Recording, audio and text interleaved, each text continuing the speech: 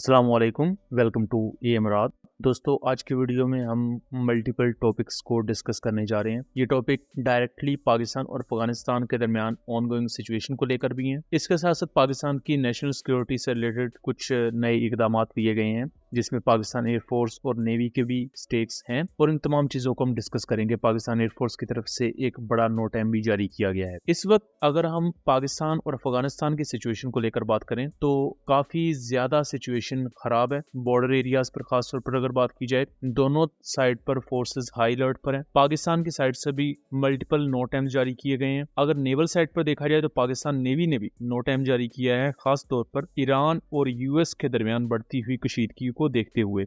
और इस पर हमने डिटेल्ड वीडियो कॉन्फ्लिक्ट कार्ड रात पर बनाई हुई है, जिसमें हमने तमाम ईरान और यूएस के दरमियान ऑनगोइंग सिचुएशन पर भी बात की है, और पाकिस्तान नेवी की तरफ से रिलीज की गई एरिया वार्निंग को भी डिस्कस किया है कि वो क्यों अहम है कि पाकिस्तान के टेरिटोरियल वाटर्स की सोवरेनिटी को सेफ गार्ड करने के लिए। लेकिन अगर अफगानिस्तान की सिचुएशन पर बात करें तो अभी जब मैं ये वीडियो बना रहा हूँ, मतलब कि 24 फरवरी की बिल्कुल सुबह को, तो इस वक्त तक खबरें सोशल मीडिया पर इस तरह पेश की जा रही हैं कि पाकिस्तानी साइड पर multiple platforms host accounts claim कर रहे हैं कि अफगानिस्तान पर कुछ बड़ा होने वाला है, मिलिट्री मूवमेंट्स हो सकती हैं, एयर स्ट्राइक्स मजीद लॉन्च की जा सकती हैं। दूसरी तरफ अफगानिस्तान भी कह रहा है कि वो पाकिस्तान को सबक सिखा देंगे, फलां जगह पर सुसाइड ब्लास्ट किया जाएगा, ये कर दिया जाएगा और वो कर दिया जाएगा। बट अभी तक सिचुएशन वही है जो इससे पहले एग्जिस्ट करती थी, यानी कि पाकिस्तान में पिछले 2 से 3 माह में 4 बड़े टेरर अटैक्स हो चुके हैं, जिसमें 100 से ज्यादा कैजुअलिटीज हुई हैं, और उनमें से 3 अटैक्स में डायरेक्टली अफगानिस्तान या अफगान नेशनल्स इन्वॉल्व थे। फिर रिसेंट बन्नू और बाजोड़ में होने वाले अटैक्स के बाद पाकिस्तान की तरफ से 7 टारगेट्स को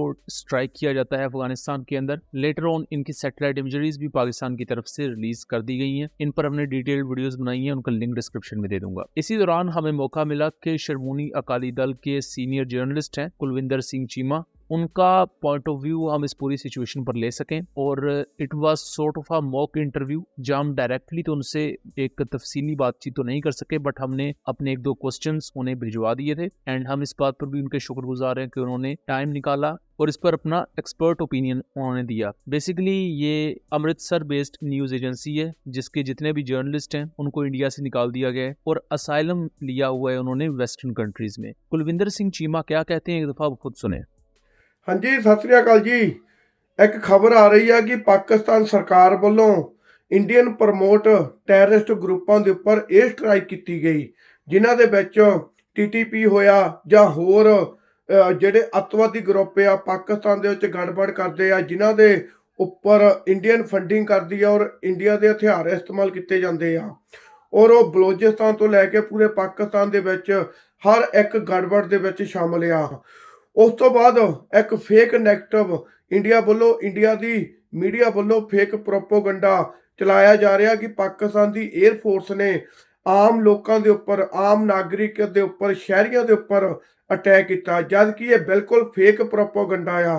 और इसी तरह का फेक प्रोपोगंडा हमेशा सिखों के खिलाफ भी इंडियन गौरमेंट और इंडिया की जी गोदी मीडिया वो हमेशा ही चलाती रहती आ, खालिस्तानी सिखों को बदनाम करने वास्ते।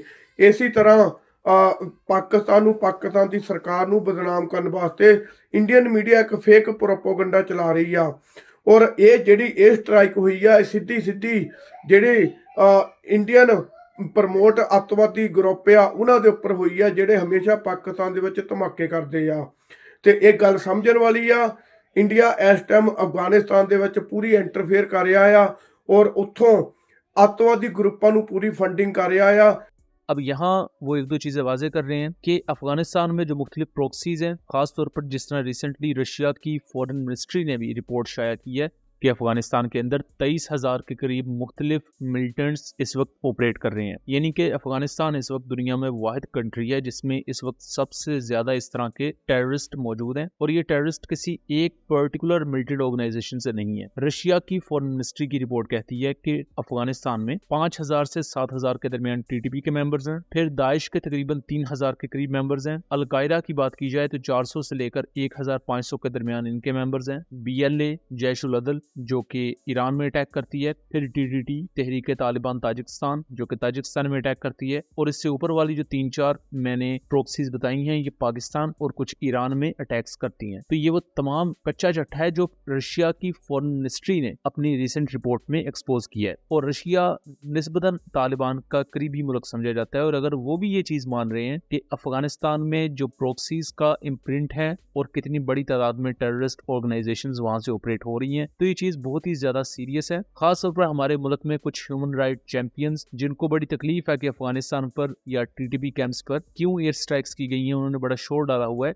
तो उन्हें एटलीस्ट रशियन फॉरेन मिनिस्ट्री की ये रिसेंट रिपोर्ट पढ़ लेनी चाहिए जो 23 फरवरी 2026 को रिलीज की गई है। उसका पूरा लिंक भी मैंने डिस्क्रिप्शन में दिया होगा, और अफगानिस्तान की अपनी न्यूज एजेंसीज इन्हें रिपोर्ट भी कर रही हैं। अब कुलविंदर सिंह चीमा बेसिकली यहाँ इंडिया का एंगल इस तरह दे रहे हैं कि मल्टीपल अफगानिस्तान में प्रॉक्सीज हैं जिनको इंडिया डायरेक्टली या इनडायरेक्टली सपोर्ट करता है। अब इंडिया इनडायरेक्टली या डायरेक्टली सपोर्ट किस तरह करता है कि यहाँ से अगर कोई भी चीज भिजवानी है वो बरास्ता ईरान भिजवाई जा सकती है अफगानिस्तान में, या इवन कुछ मिडिल ईस्टर्न कंट्रीज हैं उनका इस्तेमाल करते हुए भी एक रूट डेवलप किया गया इंडिया की तरफ से, जहां मुख्तलिफ प्रॉक्सीज को अफगानिस्तान में वेपन्स और इवन लॉजिस्टिक्स जिसमें फंड्स होते हैं और इस तरह की चीजें वो प्रोवाइड की जाती हैं। और BLA को ऑलरेडी हम डिस्कस कर चुके हैं कि उनकी भी अच्छी खासी एग्जिस्टेंस अफगानिस्तान में मौजूद है।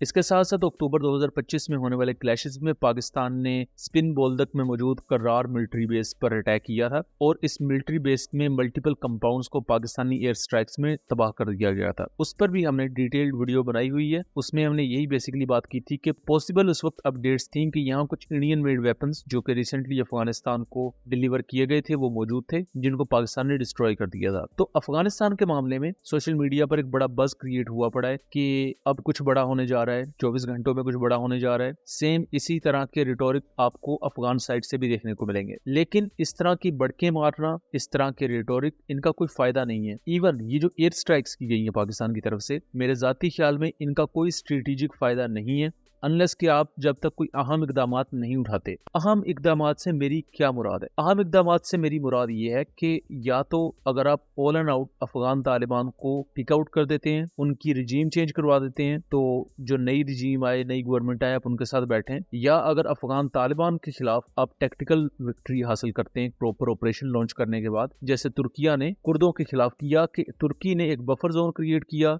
देन कंटिन्यूज एयर स्ट्राइक्स की, और यहाँ तक कि कुर्दों ने खुद हथियार डाल दिए। उनके जो मेन 1-2 प्रॉक्सी ग्रुप्स थे, बाकी अभी भी कुछ एक्टिव है, लेकिन जो मेजर बड़े ग्रुप्स थे उन्होंने हथियार डाल दिए। तो अगर तो आप ऐसा कर लेते हैं कि तालिबान हथियार डालने पर मजबूर हो जाते हैं, तब आप उनसे बात मनवा सकते हैं। या इवन अगर आप अभी भी तालिबान को ऑन बोर्ड लें और उनके साथ एक मैकेनिज्म तय किया जाए कि अफगानिस्तान में मौजूद TTP के खिलाफ वो एक्शन लें, पाकिस्तान में जो TTP और उनके लोकल एलिमेंट्स है, बिकॉज TTP को लोकल एलिमेंट्स के थ्रू भी काफी मदद मिल रही होती है पाकिस्तान के अंदर से। तो ऐसा नहीं कहा जा सकता कि पाकिस्तान के अंदर उनको कोई सपोर्ट नहीं करता, पाकिस्तान में भी मल्टीपल ऐसे एलिमेंट्स हैं जो TTP को सपोर्ट कर रहे हैं, तो उनके खिलाफ पाकिस्तान में कार्रवाइयां स्टार्ट की जाए। क्योंकि जब तक ऐसा नहीं होगा, 2-3 एयर स्ट्राइक्स या इवन मैं कहता हूँ 10-12 एयर स्ट्राइक्स भी आप कर दें, उसका कोई फायदा नहीं है। तो इसके लिए एक होलिस्टिक अप्रोच चाहिए। इवन अभी भी जो हम नॉर्मल इंटेलिजेंस बेस्ड ऑपरेशंस कर रहे हैं, उसमें आप रोज बेशक 20 टेररिस्ट मारते रहें, लेकिन उसका लॉन्ग टर्म कोई फायदा उस तरह नहीं है। शॉर्ट टर्म उसका फायदा है कि अगर आप एक कमांडर एक एरिया का मार देते हैं, तो उससे ये है कि कुछ अर्सा तक वो कोई बड़ा अटैक लॉन्च करने में फेल रहेंगे, बट अल्टीमेटली वो अपना टाइम लेंगे और उसके बाद दोबारा से वो आप पर अटैक करने की पोजीशन में आ जाएंगे।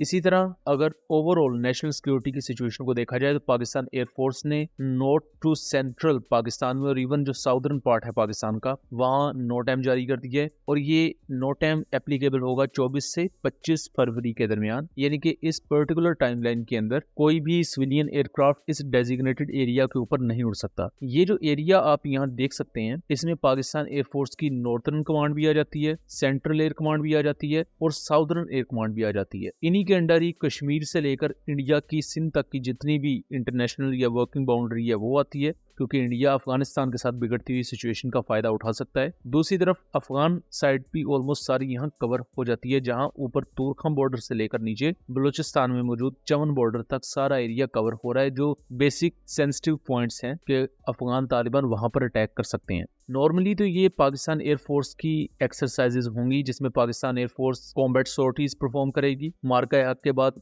मल्टी डोमेन ऑपरेशंस के कॉन्टेक्स्ट में जो नई टैक्टिक्स डेवलप की गई हैं उन टैक्टिक्स पर काम किया जाएगा। और ये भी पॉसिबल है कि अगर अफगान तालिबान की तरफ से इस पर्टिकुलर टाइम पीरियड में कोई अटैक लॉन्च करने की कोशिश की जाती है तो आर्मी को या ग्राउंड ट्रूप्स को एयर सपोर्ट प्रोवाइड करने के लिए पाकिस्तान एयरफोर्स के एसेट्स हमें इन एक्शन नजर आए। लेकिन बात फिर वही है कि अगर अफगान तालिबान कोई अटैक लॉन्च करते हैं तो उसके बाद उसका जवाब इतना कम्प्रीहेंसिव होना चाहिए कि टीटीपी का मसला हमें हल होता हुआ नजर आए। बिकॉज लिमिटेड एयर स्ट्राइक्स या लिमिटेड रिस्पॉन्स अक्टूबर 2025 में हम देख चुके हैं, जहां टेक्टिकल विक्ट्री हासिल करने के बावजूद भी हम जब टॉक्स के लिए गए तो हमने कतर और दूसरे कंट्रीज की सालसी में होने वाली टॉक्स में सबूत सारे रखे, बट मामला किसी भी हल तक नहीं पहुंचा।